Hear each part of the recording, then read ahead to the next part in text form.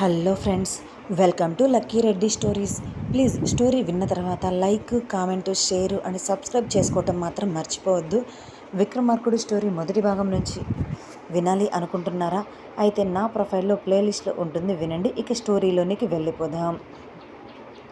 ఆమె పైకి లేవటంతో అతనిలో ఉన్న రాక్షసుడు శాంతించాడు. లేదంటే ఆమె మరిన్ని సిగరెట్ దెబ్బలకు బలవాల్సి వచ్చేది.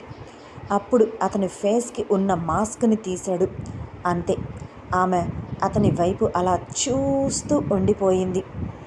అతడు ఆమెను పెళ్లి మండపం మీద అందరి సమక్షంలో బలవంతంగా తీసుకొని వచ్చాడు అన్న ఆలోచన కూడా ఒక్క సెకండ్ ఆమె మైండ్కి ఎక్కలేదు. అతని అందం ఆమెను చూపు తిప్పుకొనివ్వకుండా చేసింది. కనురెప్ప మూస్తే అంత అందం ఎక్కడ మాయమైపోతుంది ఏమో అని నోరు కూడా తెరిచి మరి అంతే అతని వైపు మైమరిచిపోయి మరీ చూస్తూ ఉంది. స్మూతీ సిల్కీ హెయిర్, విశాలమైన నుదురు, షార్ప్ హైస్, పొడవాటి ముక్కు, మగసిరి ఉట్టిపడే మీసకట్టు, ఎర్రటి పెదవులు ఆడపిల్లల్లా ఊరిస్తూ ఉన్నాయి. లైట్గా ట్రిమ్ చేసి ఉన్న గడ్డం చూడటానికి చుక్కల్లో చంద్రుడిలా, చిన్నప్పుడు బామ్మ చెప్పే కథల్లో రాజకుమారుడిలా కనిపించాడు. ఆమె కనురెప్ప కొట్టక అతని వైపు అలానే చూస్తూ ఉండటంతో అతను ఆమె ముందు గట్టిగా చిటిక వేశాడు, ఆమె తేరుకునేటట్టుగా. అంతే, అప్పుడు తేరుకొని అతనిని పైనుండి కింద వరకు ఒకసారి చూసింది. టాప్ టు బాటం మొత్తం రెడ్ కలర్ డేంజర్కి సింబల్లా ఆమెకు కనిపించింది. అప్పటి వరకు అతడికి మర్యాద లేకుండా ఎవడ్రా అంటూ మాట్లాడిన ఆమె అప్పుడు అతనికి మర్యాద ఇస్తూ, ఎవరు మీరు? ఎందుకు నన్ను ఇక్కడికి తీసుకొని వచ్చావు? బలవంతంగా నన్ను తీసుకొని రావాల్సిన అవసరం మీకేమొచ్చింది? నీకు నాకు ఇంతకుముందు పరిచయం లేదు. మరి అటువంటప్పుడు నా వాళ్ళకి హాని చేస్తూ నన్ను ఎందుకు ఇక్కడికి తీసుకొని వచ్చావు అని నిదానంగా అడిగింది. ఆమె అలా ఎందుకు అడుగుతుందో తనకే తెలియదు. అతని కళ్ళల్లోనికి చూస్తుంటే ఆ కళ్ళు తనని కంట్రోల్ చేస్తున్నాయి ఏమో అన్నట్లుగానే ఉన్నాయి. అవన్నీ నీకు చెప్పాల్సిన అవసరం నాకు లేదు అనే యాటిట్యూడ్గా అంటూనే మరొక సిగరెట్ తీసి వెలిగించాడు. అతడు సిగరెట్ వెలిగించటంతోనే ముఖం వికారంగా పెట్టి అతని వైపు చూడటం కూడా ఇష్టం లేదు అన్నట్లుగానే బెడ్ దిగింది హిరణ్య. ఆమెను గమనిస్తూనే ఉన్న అతను ఆమెకు సిగరెట్ అంటే ఇష్టం లేదు అని అర్థమై మరుక్షణమే తన నోటిలో ఉన్న సిగరెట్ ఆమె నోటిలో పెట్టాడు. అది ఊహించని ఆమె ముందు షాక్ అయినా ఆ తర్వాత అతడి నుంచి విడిపించుకోవటానికి చాలా ప్రయత్నం చేసింది. కానీ తన వల్ల కాలేదు, విడిపించుకోలేకపోయింది. సిగరెట్ నోట్లో పెట్టడం వల్ల ఊపిరాడక దగ్గుతూ ఉంది. అయినా సరే అతను మాత్రం సిగరెట్ బయటకు తీయలేదు. ఆమె ఎంత గింజుకున్నా అతని బలం ముందు మాత్రం ఆమె బలం ఏనుగు ముందు చిట్టెలుకలా అయిపోయింది. ఒక్క నిమిషం ఆమె నోట్లో సిగరెట్ని అలానే ఉంచి అప్పుడు సిగరెట్ తీసి మరలా తన నోట్లో పెట్టుకొని కిల్లింగ్ స్మైల్తో ఆమె వైపు చూశాడు. అతడు ఆమె నోట్లో నుండి సిగరెట్ తీయటం ఆలస్యం. అప్పటికే ఊపిరి ఆడక కష్టపడుతూ దగ్గుతూ ఉన్న ఆమె ఇంకాస్త దగ్గటం మొదలుపెట్టింది. మొదట చిన్నగా దగ్గినా రాను రాను ఆమెకు ఊపిరి తీసుకోవటం కూడా కష్టమే, పెద్దగా దగ్గుతూ ఉంది. అయినా సరే అతను ఎటువంటి కేర్ చేయలేదు. ఆమెను అలానే యాటిట్యూడ్ లుక్స్తో చూస్తున్నాడు. కనీసం దగ్గరకు వెళ్ళలేదు. 4 అడుగుల డిస్టెన్స్ మెయింటైన్ చేశాడు ఆమెకు అతను. అప్పటి వరకు అతని అందాన్ని చూసి మైమరిచిపోయి ఉన్న ఆమె అతని చేష్టలకి తను ఎక్కడ ఉంది, అతను ఎలాంటివాడు అని ఒక కంక్లూజన్కి వచ్చేసి మరలా అతడికి ఇచ్చే రెస్పెక్ట్ని గాల్లో వదిలేసి, ఎవడ్రా నువ్వు, నన్ను ఇలా హింసిస్తున్నావు అంటూ దగ్గుతూనే అతి కష్టంగానే అడిగింది. ఆమె నోటి నుంచి ఎప్పుడైతే రా అనే పదం బయటికి వచ్చిందో ఆ మరుక్షణమే ఆమె పీక పట్టుకున్నాడు అతను. రెస్పెక్ట్ ముఖ్యం నాకు. అది ఇవ్వని వాళ్ళంటే నాకు అస్సలు నచ్చదు. నా ముందు ఎవరైనా సరే తగ్గి, అర్థమైందా? తల దించి తగ్గి మాట్లాడాలి. నా ముందు తల ఎత్తితే తల లేకుండా చేస్తాను. ఇప్పటి వరకు నా ముందు తల ఎత్తి మాట్లాడే ధైర్యం చేసిన వాళ్ళు ఎవ్వరూ లేరు. రేపటికి నువ్వు కూడా ఉండవు అని యాటిట్యూడ్గా చెప్తూనే మరొకసారి హూ ఆర్ యూ అనే క్వశ్చన్ నీ నోటి నుంచి రాకూడదు. వచ్చినా నేను ఆన్సర్ చేయను అనుకో కేర్లెస్గా చెప్పాడు. ఎందుకంటే రేపటితో సమాధి అయిపోయే ప్రశ్నకు సమాధానం చెప్పవలసిన అవసరం నాకు లేదు అని ఆమె కళ్ళల్లోనికి సూటిగా చూస్తూ గంభీరమైన గొంతుతో అన్నాడు. అప్పటికే అతని మెడ మీద గట్టిగా పట్టుకోవటంతో ఊపిరి ఆడక కష్టంగా ఉంటూ కన్నీళ్లు నేలరాలుతున్నాయి. అయినా అతను పట్టించుకోలేదు. బ్రతిమిలాడితే వినే రకం కాదు అని అతడు మాట్లాడిన 2 మాటల్లోనే అర్థమైపోవటంతో, రేయ్ అది మెడకాయ అనుకుంటున్నావా లేకపోతే పుచ్చకాయ అనుకుంటున్నావా అలా పట్టుకుంటున్నావు అని నోటి మాట పూర్తిగా రాకపోయినా అతను చేస్తున్న చేష్టలకి అతని మీద అసహ్యం పెరిగిపోయి కళ్ళు 2 పెద్దవి చేసి చాలా కోపంగా అన్నది.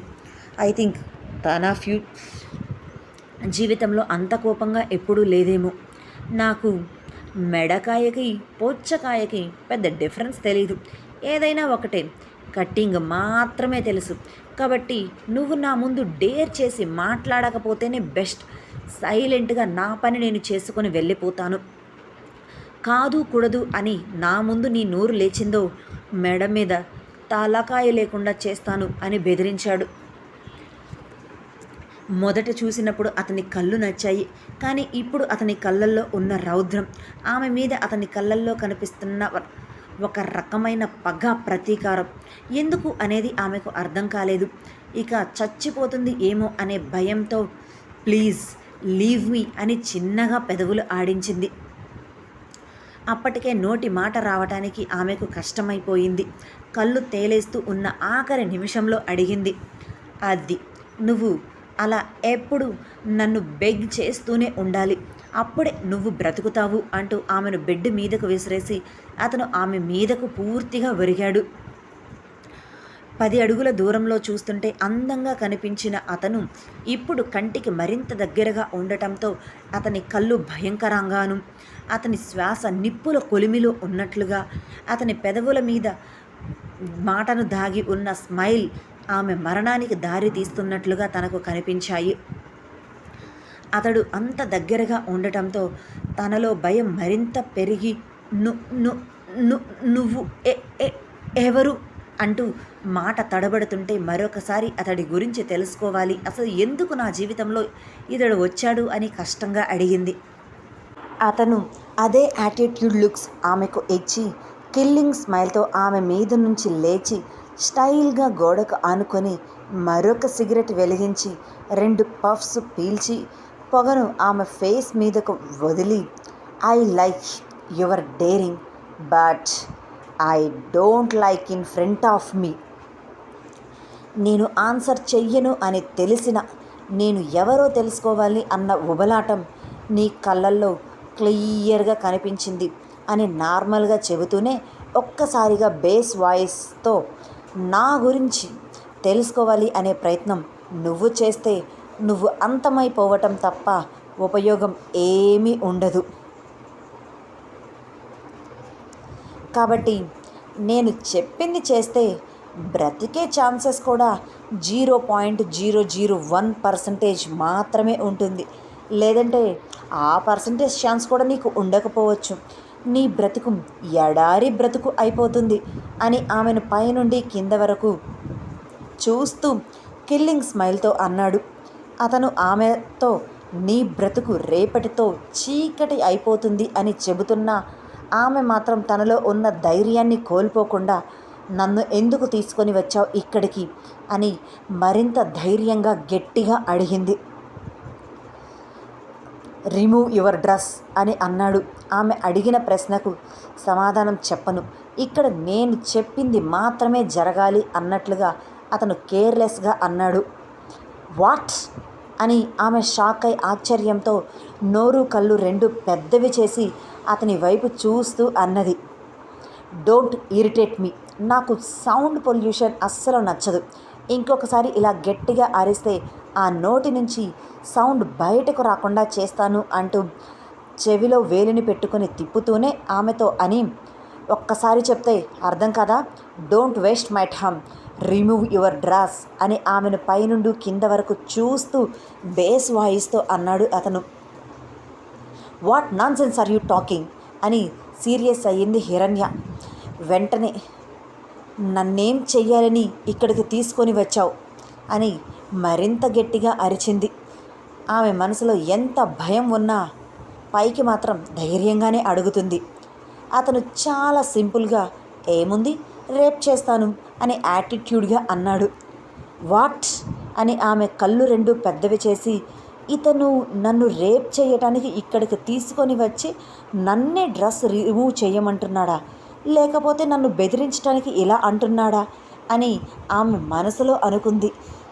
కానీ తన జీవితం ఏంటి అనేది మాత్రం అర్థం కావటం లేదు.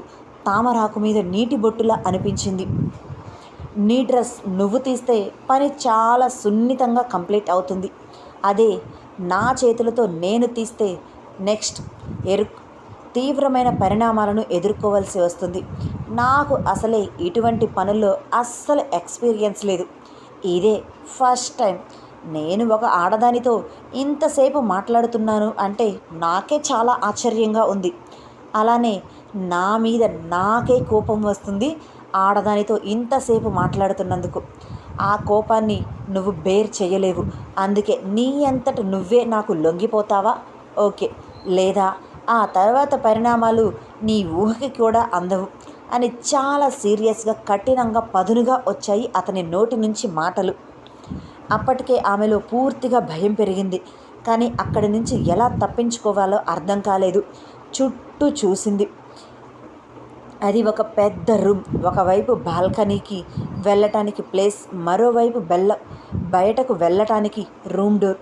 ఇవి రెండు మాత్రమే తను తప్పించుకోవటానికి ఛాన్స్ ఉంది అని తెలిసి తన మైండ్లో పాదరసం కంటే కూడా స్పీడ్గా ఆలోచన రన్ అయ్యింది. ఏ విధంగా మనం బయటకు వెళ్తే ఛాన్సెస్ ఎక్కువగా ఉంటాయి అనుకుంటూ. బాల్కనీ వైపు వెళ్తే ఖచ్చితంగా బయటకు వెళ్ళే ఛాన్స్ ఉండదు కాబట్టి డోర్ వైపే వెళ్ళాలి. అటు వెళితే ఏదో ఒక రకంగా బయటకు వెళ్ళొచ్చు అని అనుకున్న మరుక్షణం ఆమె బెడ్ మీద నుంచి దిగి డోర్ ఉన్న వైపుకి వెళ్ళటానికి చాలా ట్రై చేసి చివరికి డోర్ దగ్గరకు వెళ్ళి డోర్ ఓపెన్ చేయటానికి ట్రై చేసింది. కానీ అది ఎంత ఓపెన్ చేస్తున్నా కూడా రాలేదు. చాలా ట్రై చేసి ఇక 2 నిమిషాలకు అర్థమైపోతుంది ఆ డోర్ లాక్ అయి ఉంది, ఇక తను తప్పించుకోవటానికి వీల్లేదు అంటూ భయంగా బిక్కముఖం వేసుకొని చిన్నగా వెనక్కి తిరిగి అతని వైపు చూసింది. తను ఉన్న ప్లేస్ నుంచి ఇంచు కూడా కదలకుండా అదే సిగరెట్ పఫ్ వదులుతూ అదే యాటిట్యూడ్ లుక్తో ఆమెను చూస్తూ ఉన్నాడు. అతన్ని చూస్తుంటే ఆమెలో క్షణానికి భయం పెరిగిపోతుంది. ఎలా అయినా సరే ఇక్కడ నుంచి తప్పించుకోవాలి, పంజరంలో ఉన్న చిలకలా అయిపోవాలి నా జీవితం అని నేను ఎప్పుడూ అనుకోవటం లేదు అని ఆమె మరుక్షణమే అక్కడి నుంచి బాల్కనీ వైపుగా వెళితే అక్కడి నుంచి తప్పించుకునే ఛాన్స్ ఉంటుందేమో అనుకొని అటువైపుగా వచ్చింది. కానీ అక్కడికి వెళ్ళాలి అంటే అతన్ని దాటుకొని మరీ వెళ్ళాలి. కష్టమైనా సరే అతని నుంచి తప్పించుకొని వెళ్ళాలి అనే నిర్ణయం తీసుకొని బెడ్ మీదకు వెక్కి అక్కడి నుంచి స్పీడ్గా బాల్కనీ వైపుగా వెళ్ళింది. కానీ అక్కడ కూడా ఆమెకు మొండి చెయ్యే ఎదురయ్యింది. బాల్కనీ డోర్ కూడా లాక్ చేసి ఉంది. బయటకు వెళ్ళటానికి వీలు లేకుండా 4 గోడల మధ్య ఉన్నట్లే ఉంది ఆమె పరిస్థితి. ఆమె చెయ్యవలసిన ప్రయత్నం చేస్తూనే ఉంది. కానీ అతను ఆమెను అదే యాటిట్యూడ్ లుక్స్తో కిల్లింగ్ స్మైల్తో ఆమెను పై నుండి కింద వరకు చూస్తున్నాడు. ఆమె చేసే ప్రయత్నాన్ని అతను ఆపాలి అని కూడా అనుకోలేదు. జస్ట్ చూస్తున్నాడు అంతే. అతడి చూపులు ఆమెకు నచ్చటం లేదు. ముళ్ళ మీద కూర్చున్నట్లుగా కంపరంగానే అనిపిస్తుంది అతడు చూస్తున్న చూపులకి తట్టుకోవటం. అతడు ఎవరో తెలుసుకునే కంటే కూడా ముందు ఇక్కడ నుంచి నన్ను నేను కాపాడుకొని తప్పించుకోవాలి అనే ప్రయత్నంలో ఉన్న ఆమెకు ఆ ప్రయత్నాలు విఫలం అవటంతో ఆఖరి ప్రయత్నంగా మోకాళ్ళ మీద కూర్చొని 2 చేతులు ఎత్తి అతనికి దండం పెడుతూ ప్లీజ్ లీవ్ మీ అని దీనంగా అడిగింది. అప్పుడు అతను స్టైల్గా తన చేతిలో ఉన్న సిగరెట్ కింద పడేసి కాలితో నలిపేస్తూ చిన్నగా నవ్వటం మొదలుపెట్టి ఆ నవ్వుని ఆ రూమ్ అంతా ప్రతిధ్వనించే విధంగా గట్టిగా నవ్వాడు. అతని నవ్వు చూస్తుంటే అతన్ని చంపేయాలి అన్నంత కోపం కసిగా ఉంది. కానీ అతని ముందు ఆమె బలం సరిపోదు అని కొన్ని క్షణాల క్రితమే ఆమెకు అర్థమైపోవటంతో తన కోపాన్ని లోపలే అణుచుకుంది. ఆ కోపం బాధగా మారి కన్నీళ్ల రూపంలో బయటకు దూకి వచ్చేస్తున్నాయి. మొదటిసారి ఆమె తన నిస్సహాయత మీద తనకే అసహ్యం వేసింది.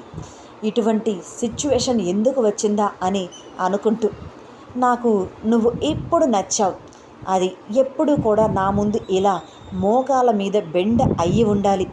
అలా ఉంటేనే నువ్వు సేఫ్గా ఉండే ఛాన్సెస్ ఉంటాయి. నిన్ను చూస్తున్న నా కళ్ళల్లో సాటిస్ఫాక్షన్ స్మైల్ అంటూ 2 అడుగుల్లో ఆమెను చేరి ఆమె చేతిని పట్టుకొని పైకి లేపాడు. అతని ఉక్కు పిడికిలిలో ఆమె చెయ్యి నలిగిపోతుంది. అతని చేతి నుండి తన చేతిని విడిపించుకోవాలి అని విశ్వ ప్రయత్నాలు చేసింది. కానీ ఆమెకు సాధ్యం కాలేదు. ఈ రోజుతో తన జీవితం ఏమైపోతుందో ఏమో అన్న భయం గట్టిగా తన మనసులో పట్టుకుంది. ఆ నొప్పికి తట్టుకోలేక కళ్ళ వెంట నీటి ప్రవాహం ఎక్కువయ్యింది. అయినా సరే అతను మాత్రం తనని వదిలిపెట్టలేదు. Don't waste your tears. నాకు ఇలా టీయర్స్ వేస్ట్ చేసే వాళ్ళు అంటే అస్సలు నచ్చదు. నిజానికి ఆడవాళ్ళు అంటేనే అసహ్యం, ఆఖరికి నన్ను కన్న తల్లితో సహా అని అన్నాడు అతడు. ఇంతకీ అతని జీవితంలో ఏం జరిగింది? కన్న తల్లితో సహా అసహ్యించుకోవటానికి రేపటి